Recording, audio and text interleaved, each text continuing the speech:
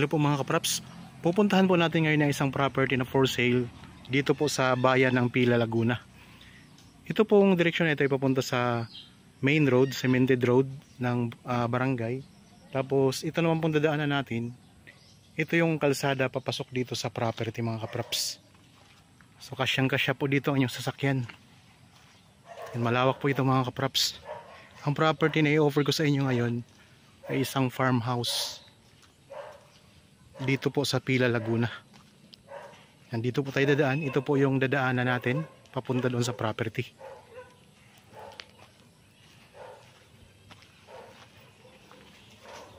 Okay, pasok po tayo mga kapraps.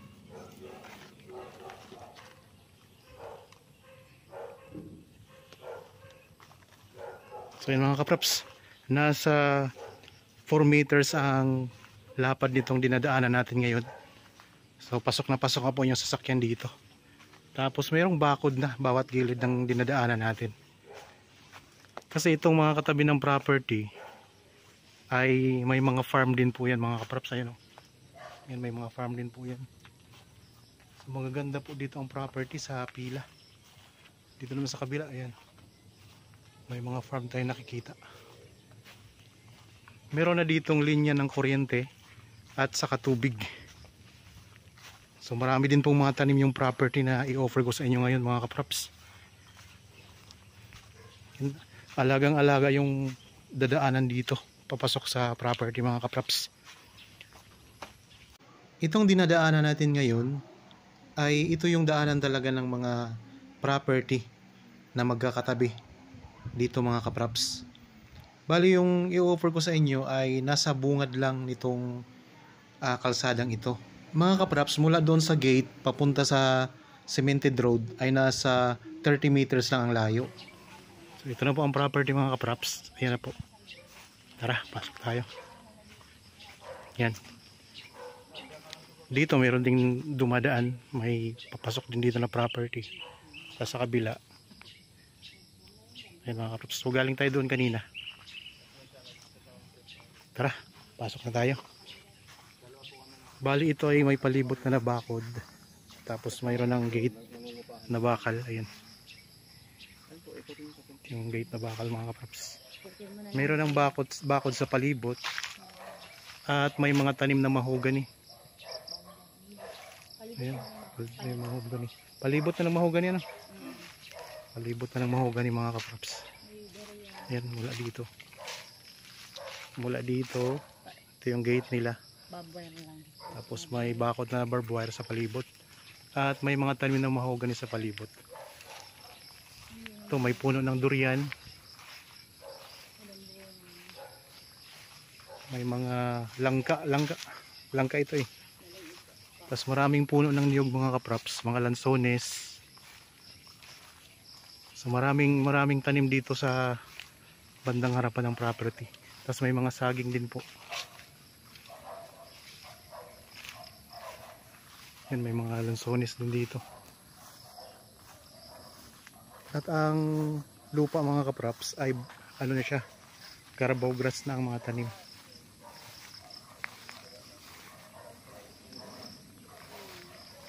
Tayo.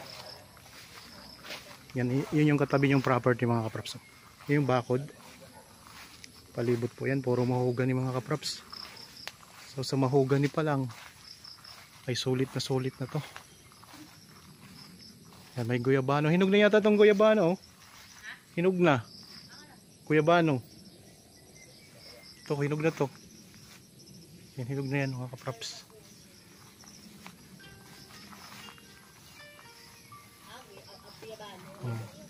Tapos may santol. Meron din puno ng santol. Dami yan mga kapraps. Puro mahogani yan. At ang ganda ng bakod.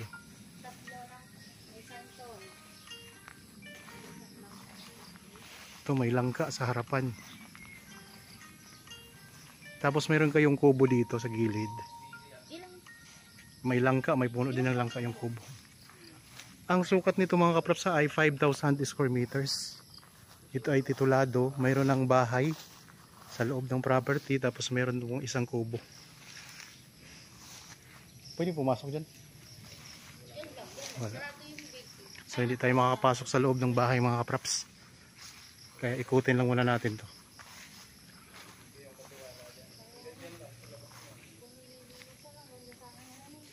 Hanggang saan ang boundary nito? Dito wala nang bakod. Wala na, pero Ito hindi pa na bakod, pero babakuran pa. Ang atin lang titingnan dito, yung pinaka-boundary, itong mahogany mga kapraps. Daming mahogany dito.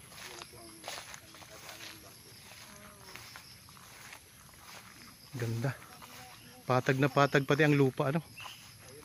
Tapos meron ding puno ng kaimito. Dito sa may bandang likuran. Farmhouse na punong-puno siya. Punong-puno ng mga tanim. Ito may puno pa ng balimbing. Ayan. May balimbing mga kapraps. Dami ng bunga ng santol ah. Yan kay Mito. Tapos ito ang dami ng bunga ng santol mga kapraps oh. Naninilaw na sa bunga. Ito. Pahaba ang korte ng lupa mga kapraps. Pahaba siya. Pero ang ganda niya ah. Kita niyo naman napakaganda mga kapraps oh. Dumi pala ng kamay ko ah. Yan. Tingnan nyo mga kapraps. Talagang napapalibutan po siya ng mahogany mga kapraps. Malalaki na pati ang puno ng mahogany niya.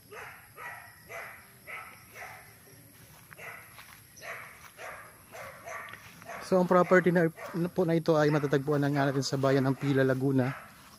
Ang Pila, Laguna po ay napakalapit na din po sa Metro Manila. 2 hours and a half lang po ang travel time.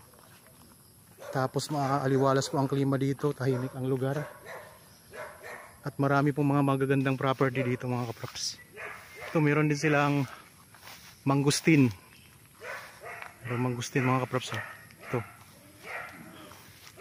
Tapos may mga bagong tanim na mga puno ng niyog. Diretsoy natin itong pinakadulo. Dito, mas malaki dito ang mga puno ng mahogany mga kapraps. Kung sakaling gusto nyo makita ito ng personal, ng actual, pwede nyo kaming o pwede namin kayong samahan, magpa-schedule lang po kayo. Yan, ito yung pinaka-corner lot. Ito yung pinaka-corner mga kapraps. Nandito. Ito anong puno to? Yan, may puno ng bignay dito mga kapraps, maraming bunga. Yan daw. Daming bunga mga kapraps sa bignay. Daming bunga no. Daming bunga mga kapraps. Pinaka-boundary na siya. To, sako pa siya ng property mga kapraps, itong bignay na to.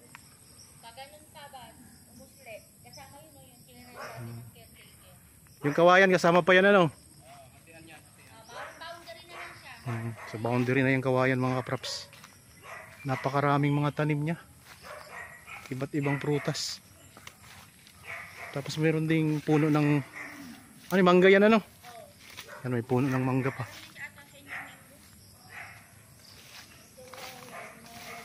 Ito yung pinaka-corner niya mga kapraps. Meron ding tanim na kawayan. Tapos dito sa gilid meron na rin siyang bakod na barbed wire. Ayan, may bakod na rin niya ng barbed wire.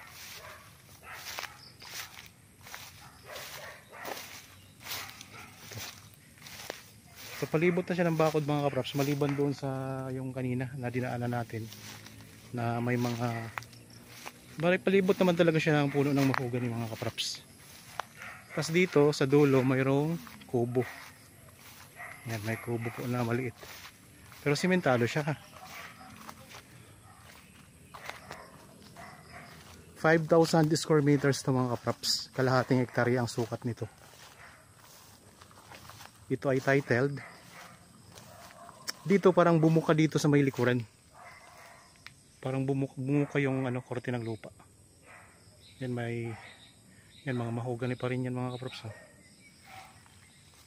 Napakaraming puno ng mahogany dito. Ganda. So, kung kayo po ay naghahanap ng farmhouse mga kapraps, ito, tingnan nyo to at napakaganda talaga. Ang pag nakikita mo ng personal, talaga mabibighani kayo.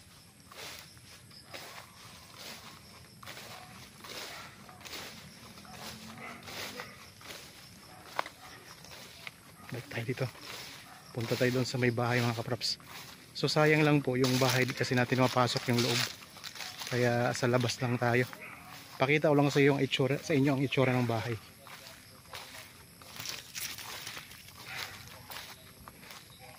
Kung interested po, ayan lang po ang mga contact details namin. Meron tayong Viber, cellphone number, Facebook Messenger, meron tayong WhatsApp mga kapraps.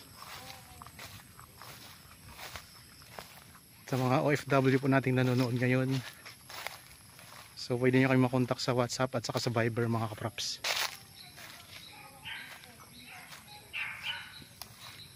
Daming mga tanim dito sa kabilang banda. Yan, mayroon ding katabi kayong property na may bahay, farm din siya. Meron pa kayo ditong hardwood mga kapraps, oh. Malaking puno, oh. Hardwood yan. May avocado pa, avocado. Rambutan. Daming tanim. Tapos ito yung bahay mga kapraps. Ilang kwarto yung bahay? Ilang kwarto ang bahay? May 2 kwarto. So 2 daw po ang kwarto nitong bahay mga kapraps. Yan, may katabi kayong property din. Tapos ito po yung sakop na bahay ng property. Hindi lang natin pwedeng pasukin kasi sarado po.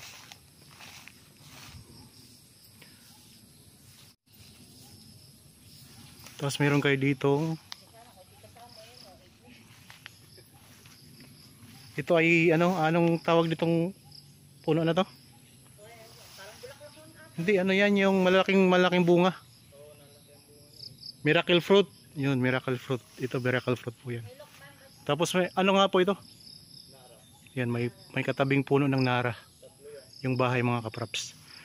Bali 3 ang puno ng nara dito. Kasi ngayon, ang ipakita ko lang sa inyo yung tabi-tabi lang ng property. So dito sa baba, ang ganda ng design ng bahay mga kapraps. Kasi dito sa baba, so wala siyang dingding na sulid. Mga baka lang po siya, ayan.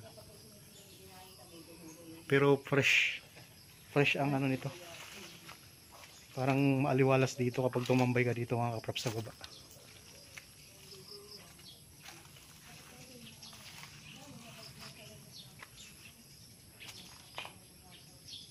Ikutin ko lang mga kapraps para meron kayong idea. Yan, dito may mga mahogany pa rin sa gilid. Kung gusto niyo pang palagandahin ito mga kapraps, so may aircon na rin yan. Tapos ito yung baba. Yung 2 kwarto nga po, sabi nung caretaker.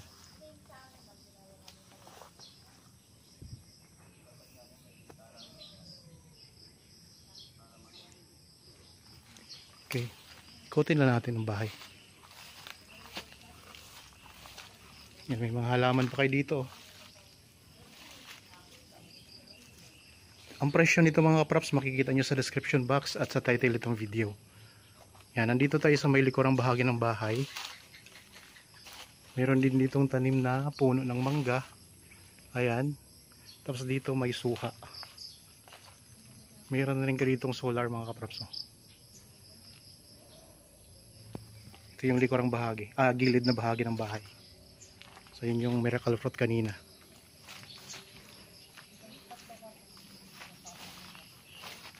May duyan pa kayo sa loob mga kapraps. Yan, may aircon din dito. Bawat kwarto ay may aircon na. Kasama na ba ang gamit? May aircon pa. Yan, kasama na po yung aircon.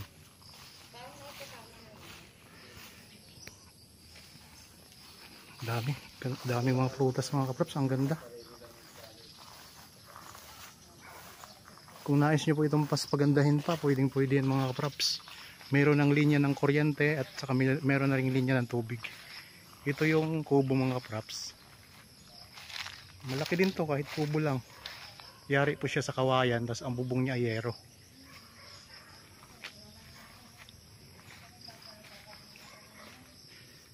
Tapos dito may mga kalamansi sa gilid na tanim. Yan, may mangga din dito mga kaprops. Oh. Tapos may rubber tree na halaman to. Rubber tree yan. Tapos dito may santol at saka lansones. Okay. Yan, Carabao grass na yan. Tapos yun, may mga mahogany pa rin na tanim yan. Meron ka pang puno ng avocado. Yan, may avocado. Tapos ang daming bunga ng langka mga kaprops. Oh. Tingnan nyo. Yan, ang lalaki pati ng bunga. Daming bunga niya. Magandang property ito. Farmhouse. Ang distansya nito sa town proper ng Pila ay nasa 8 minutes travel time lang mga kaprops. Bali, ikot ko lang ang camera mga kaprops ha.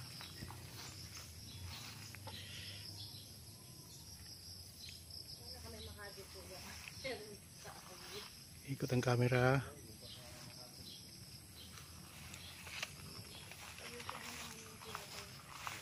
Dito ang daming mga mabababang puno ng niyog.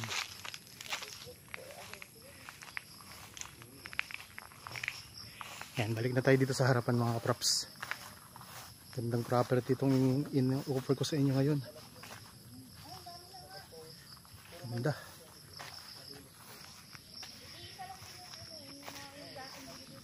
Kaya kung nagustuhan nyo po ang pinakita ko ngayon sa inyong property, ano pang hinihintay nyo? Puntahan nyo na po. At kung magustuhan nyo mga kaprops, ayusin nyo na po agad ang papel. Okay, balik na tayo dito sa labas. Ito yung gate nila. Yan. Pwede nyo po yung i-improve mga kaprops. At ang kagandahan, talagang may kalsada na talaga kayo dito. So kayo yung pinaka unang mararating pag dumaan tayo dito sa kalsadang ito. Okay? Sana po ay nagustuhan nyo ang property na in-offer ko sa inyo ngayon. Para po sa mga bago pa lang sa aking channel at napadaan lang po dito sa aking channel, huwag nyo pong kalimutang mag-subscribe at pindutin na rin po ang notification bell para maging updated kayo sa mga bagong property na i-offer namin. Maraming salamat po, lagi tayong mag-iingat at God bless po sa ating lahat mga kaprops.